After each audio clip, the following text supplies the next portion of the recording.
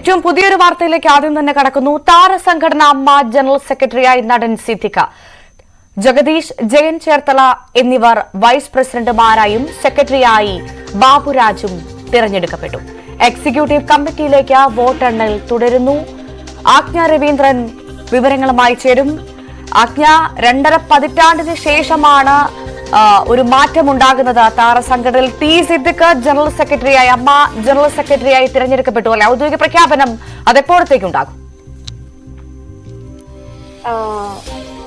ഭവ്യ, ഔദ്യോഗിക പ്രഖ്യാപനം ശരിക്കും ഇതുവരെ ആയിട്ടില്ല. ഇപ്പോഴും എക്സിക്യൂട്ടീവ് കമ്മിറ്റിയിലേക്കുള്ള വോട്ടെണ്ണൽ തുടരുകയാണ്. അതിനുശേഷമേ ഉണ്ടാവുകയുള്ളൂ. റിലീസ് അടക്കമുള്ള കാര്യങ്ങൾ അതിനുശേഷമേ ഉണ്ടാവുള്ളൂ. എന്തായാലും സിദ്ദിഖിനെ ജനറൽ സെക്രട്ടറിയായി തിരഞ്ഞെടുത്തിട്ടുണ്ട്.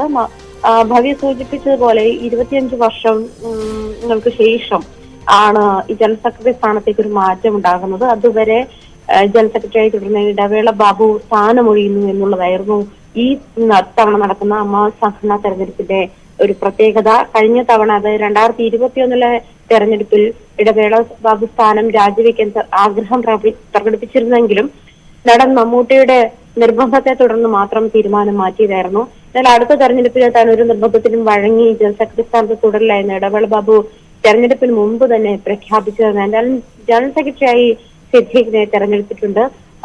മാത്രമല്ല, വൈസ് പ്രസിഡന്റുമാരും ആരൊക്കെയാണെന്ന് മനസ്സിലായിട്ടുണ്ട്. ജയൻ ചേർത്തലയും ജഗദീഷുമാണ് വൈസ് പ്രസിഡന്റുമാർ.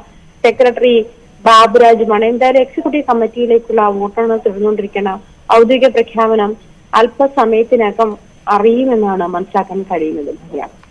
ശരി, എന്തായാലും താരസംഘടന അമ്മ ജനറൽ സെക്രട്ടറിയായി നടൻ സിദ്ദിഖ് തെരഞ്ഞെടുക്കപ്പെട്ടു. ജഗദീഷ്, ജയൻ ചേർത്തല എന്നിവർ വൈസ് പ്രസിഡന്റുമാരായും സെക്രട്ടറിയായി ബാബുരാജും തെരഞ്ഞെടുക്കപ്പെട്ടു. ഔദ്യോഗിക പ്രഖ്യാപനം ഉടനുണ്ടാകുമെന്ന് മനസ്സിലാക്കുന്നു. എക്സിക്യൂട്ടീവ് കമ്മിറ്റിയിലേക്ക് വോട്ടെണ്ണൽ തുടരുകയാണ്.